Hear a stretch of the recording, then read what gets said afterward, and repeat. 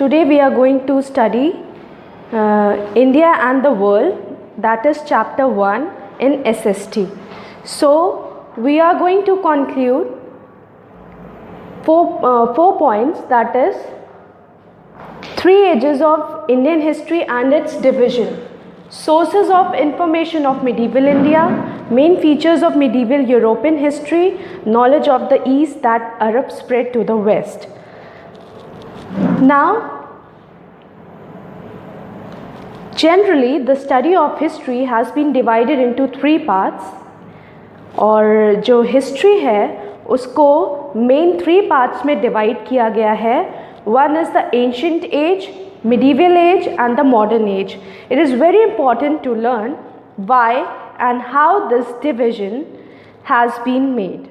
When in a country or a particular place there is a change in the development of existing human civilization in areas like economic, political, administrative and social aspects of life, then a new age is set to begin. जब हमने ये सारी चीज़ें देख ली और जब हमारा जो फेस है वो चेंज होने लगा, जो कंट्री का जो फेस है वो चेंज होने लगा, सो ये सारी सिविलाइजेशंस हमको दिखाई पड़ने लगी और इकोनॉमिक, पॉलिटिकल, एडमिनिस्ट्रेटिव और सोशल एस्पेक्ट्स जो थे लाइफ के वो और अच्छी तरह से सामने आने लगे. सो in brief, the division of history into 3 periods denotes the various steps of the changes and progress made by human civilization. It cannot be said that these changes took places in all parts of the world at the same time. पर इनके लिए ये नहीं कहा जा सकता कि ये सारे जितनी भी हमारे जो कंट्रीज़ हैं उसमें ये चेंजेस हुए. So it is believe that the medieval Indian history begins from the 8th century AD.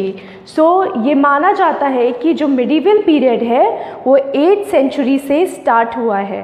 Whereas in the countries of Europe, और जो यूरोप है उसमें medieval start होने का लगभग 5th century बताते हैं. So the medieval period of India has been further divided into 2 parts. जो medieval period है इंडिया का उसको 2 parts में divide किया है. Early medieval period, that is 8th to 13th century AD, and second that is later medieval period, 13th to 18th century AD.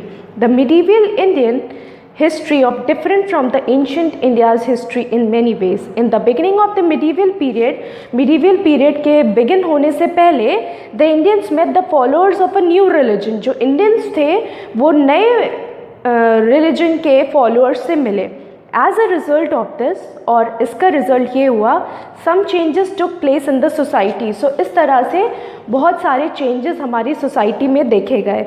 Some of the languages which we now speak in India, कुछ जो languages हम बोलते हैं अब, they develop during this period.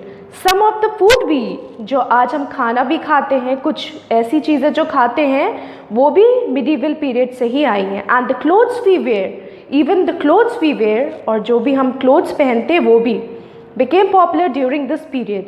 We have more knowledge about this period because many sources are available which give us clear information about the history of this period.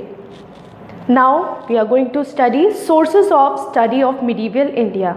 You may remember that there are 2 main sources. यहाँ पे 2 main sources हैं, literary and the archaeological. The same is true with the medieval period. और इसी तरह से ये 2 ही सही है medieval period के लिए भी.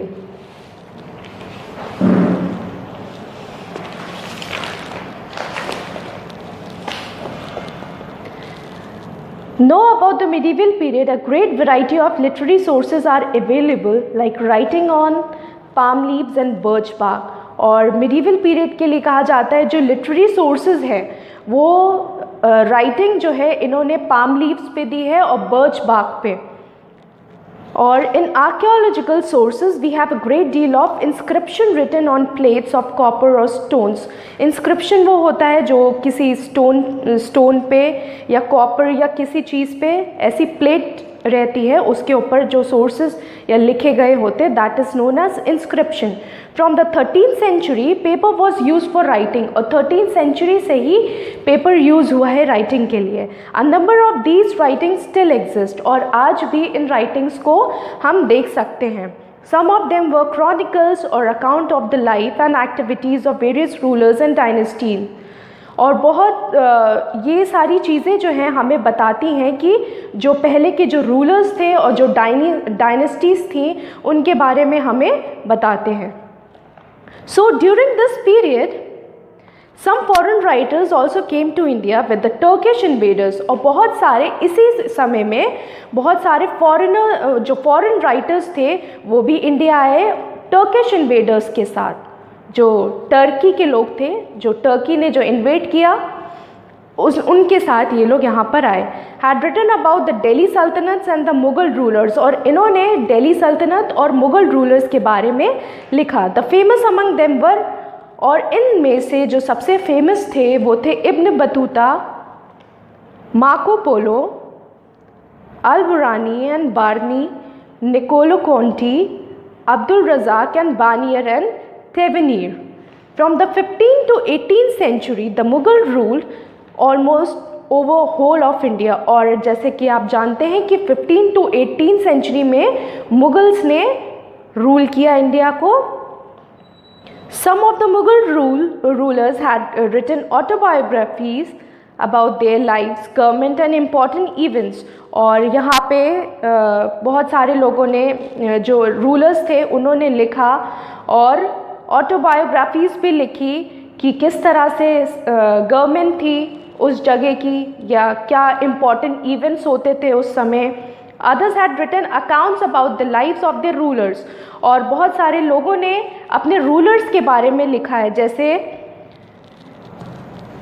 हुमायूंनामा is written for Humayun, Akbarnama is written for Akbar, Tuzuk-e Jahangiri, Badshahnama etcetera. इस तरह से बहुत सारे रूलर्स ने अपने बहुत सारे लोगों ने जो वहाँ पे काम करते थे तो उन्होंने अपने रूलर्स के बारे में इस तरह से लिखा।